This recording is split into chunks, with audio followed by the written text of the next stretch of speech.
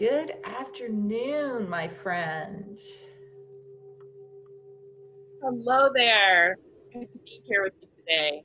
Oh, it's so wonderful to see your smiling face on this Sunday. You too. Yeah. Hmm. How about this full moon crazy energy we've been soaking up?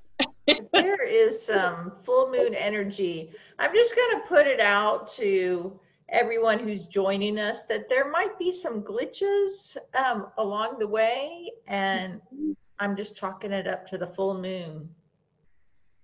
There you go. Yeah. So I brought the root bowl this afternoon, a nice grounding bowl, which I know I brought it because of the full moon energy. We might need a little grounding during this time, but I also Thank have you. a feeling it might go along with a poem that has found you this week. Oh, yes. Yeah. Yes. Grounded root energy. Connected to the earth. Absolutely. Well, why don't we take a few breaths Yeah. to ground? Good idea. I like it.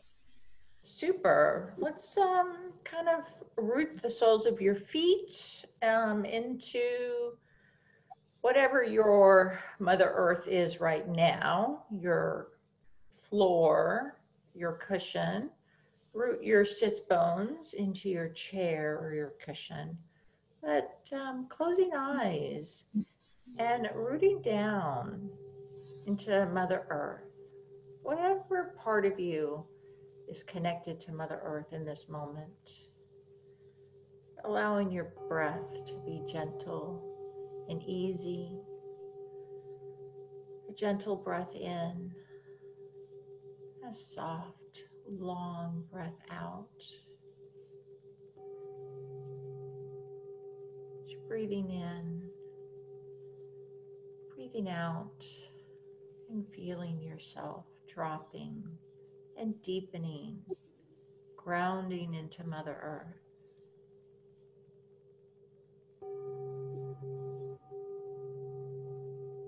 An invitation to allow your breath to continue to be gentle and easy, choosing to have your eyes opened or closed, whichever feels most comfortable for you in this moment.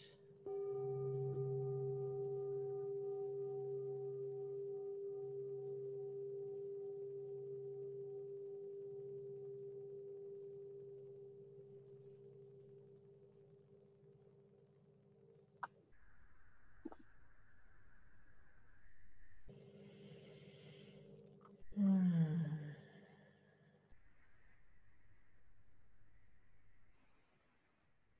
Yes, this feels nice, Julie. Yeah, I really needed that. Thank you for thinking of that. Hmm. Yeah, that really helps with where I need to begin with the poem that I'm going to share with you today. All right. And like every good story, we need to start a little bit with some research, a little background to get us to get us to where I want to take it next. And so let's start with the fact that, it is no surprise to those of us who live in the United States that our current administration is sort of relentless in the drive towards fossil energy development Hmm. and what this is. And even though there are sort of climate assessments that are in direct conflict, that more fossil fuels are what we need, um, for our planet and for our public health. Uh, and with that, thousands of pieces of research that support that fact. Many of them by, I want to say, 13 or more government agencies within the United States. Um, there's warning after warning that human activity is causing problems for our planet, and therefore for all of us who inhabit this planet. And so, interestingly enough, what do you do when you have an agenda that wants to drive fossil fuel development and resources to moving in that direction, and yet there are researchers on the other side reporting the news you don't want to hear? Mm-hmm. You do things like throw a fit and quit the Paris Climate Treaty that all of your neighboring nations are in agreement is the right thing to do. You go after any of the clean energy programs that were put in place by a previous administration because you're just annoyed and pissed off and you have the power to do it. And you go after things like, the car fuel energy standards that we have been working on for many years to get regulated to help improve the quality of our air. And you say, okay, that's enough of that. We've gone as far as we need to go on that because you're up for re-election fairly soon. And you've got a lot of money potentially on the table that you don't want to annoy some of the folks that are trying to push their individual agendas through because it's good for them. And on and on. That's how this unfortunate game of life seems to be going. And so, interestingly enough, poetry in times of protest is how you name the nameless. And there is a poet named Audre Lorde who says, poetry forms the quality of the light within which we predicate our hopes and dreams toward survival and change. First made into language, then into an idea, then into more tangible action. And so there you take something like poetry and you actually put it in context of why it's important for us in times of political protest as we are moving through the Black Lives Matter situation here in our country that is morphing and spreading globally in support that treating people fair, no matter what, matters. Taking care of our planet in which we all live matters. These times of protest are really like swirling around us. And I am finding more and more poetry and poets speaking out. And so to get to the poet that I'm going to introduce you today, I'll pick up and continue that just 5 days after our current administration moved into the White House, so that's taking you back to January of 2017, news broke 5 days after the inauguration of our president that the new administration had removed all references to climate change from the White House website and instructed all federal scientists that they could no longer speak publicly about any of their research unless they got approval from the White House to do so. They could no longer travel to particular conferences without approval from the White House. Now, this is unusual, highly unusual. Scientists who had been in the government for 40 plus years had never had to work under that level of restriction. But there you have it. And I had forgotten about that. Thank you for bringing this back into my attention. Yeah. So today's poem is entitled On the Fifth Day, in reference to that day in January of 2017. And the poet is Jane Hirshfield. And she was invited to present a poem that she would create, an original poem for the March for Science in Washington, D.C., that was about 3 months later in April of 2017. And the march was intended to protest all the anti-fact, anti-truth, anti-science, political, climate change nonsense that was happening.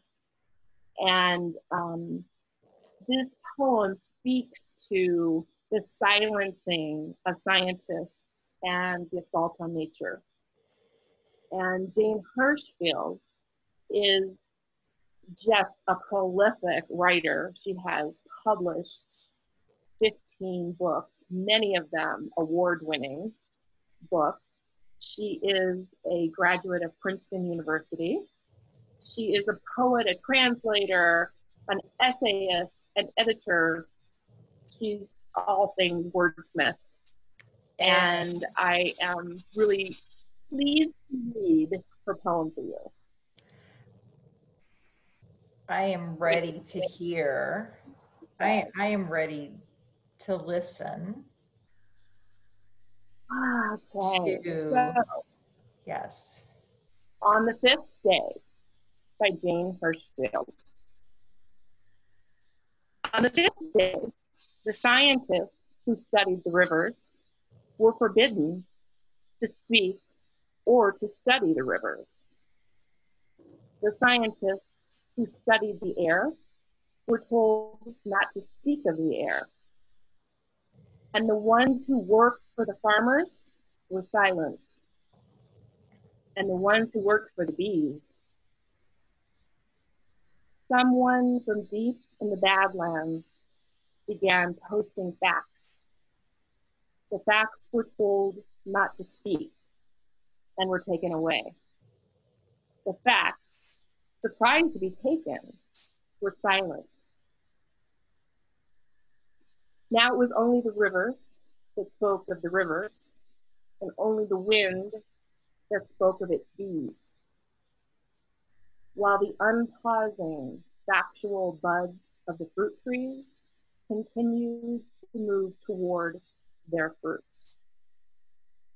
The silence spoke loudly of silence, and the rivers kept speaking of rivers, of boulders, of air.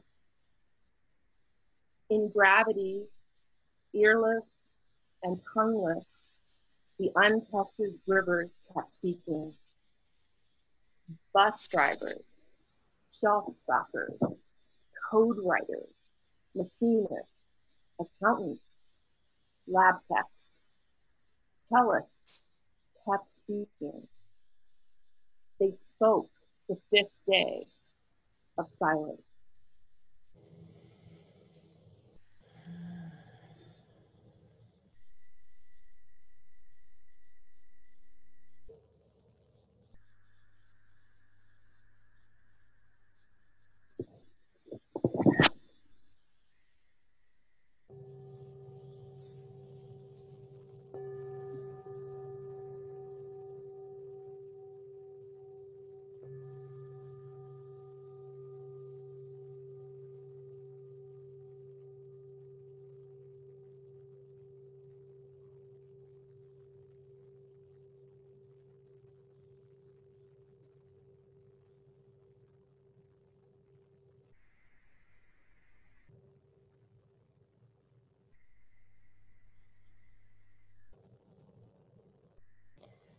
Julie, would you read the last line one more time? Mhm. They spoke the fifth day of silence. They spoke the fifth day of silence.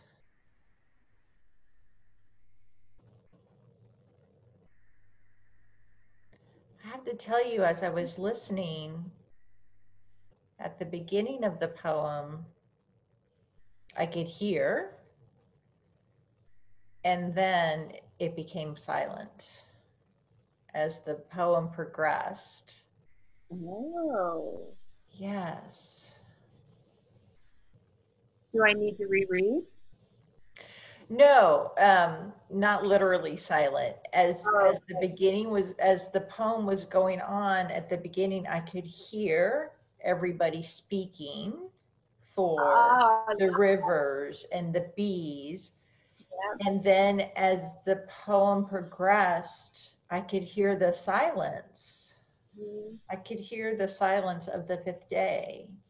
Which is what we are all so much at risk of losing when we remain silent, when we are afraid to speak the truth, when silence becomes the norm because you don't want to stir up trouble, you don't want to create a problem for somebody else or for yourself. And yeah, and it starts to become the norm when people of power are trying to maintain their sense of power. Mm-hmm. We're living it today. We're seeing this play out in our country. We're seeing this play out globally. This is a long-standing human condition of the powerful trying to silence what they do not want known. Well, Yeah, trying to silence what will threaten their power, um, right. and trying to silence the voices, um, of all people, of all things. Mhm. Right. Yeah, So I, I've I been read. thinking. Well, I've been thinking about power lately, and the understanding of when we are standing in our personal sacred power, um, when that power is coming from our authentic place, we feel no need to try and exert power over other beings.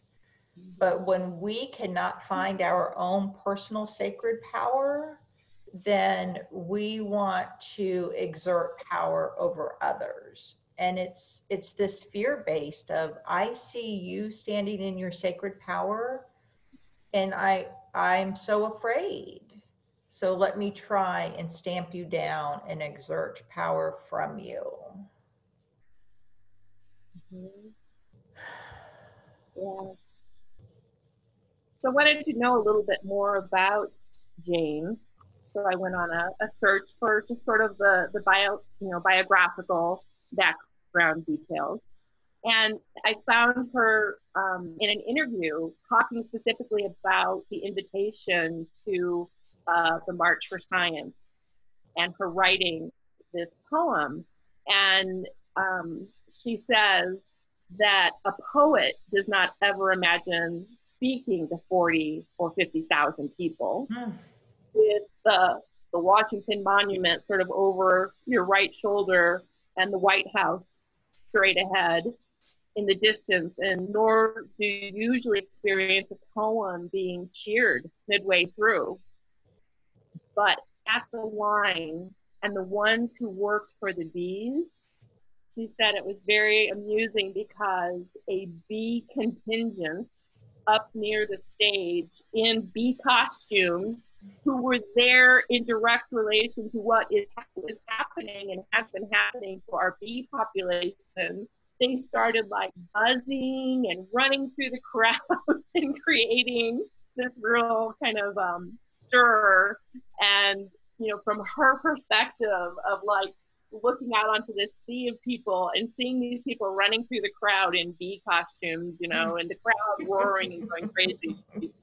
was something she said in her years of writing in solitude, not something she would have ever imagined happening.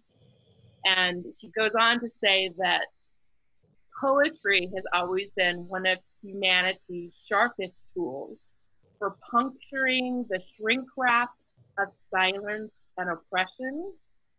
And although it may appear to be galaxies apart from science, these two channels of truth have something essential in common, and that is nature. Mm, Raw material for both. To yes. impoverish the world of the birds and the bees is to impoverish the bards and the biologists. I love that. Yeah. Yes. Yes. So, as I was moving through my week, I was very excited about, Jane Hirshfield's work. I've read lots of beautiful, beautiful poems by her, inspired by many. I was over the moon excited on Wednesday when I read that the state of New Jersey is the first state to incorporate climate change in K through 12 public education, Yes, I read that.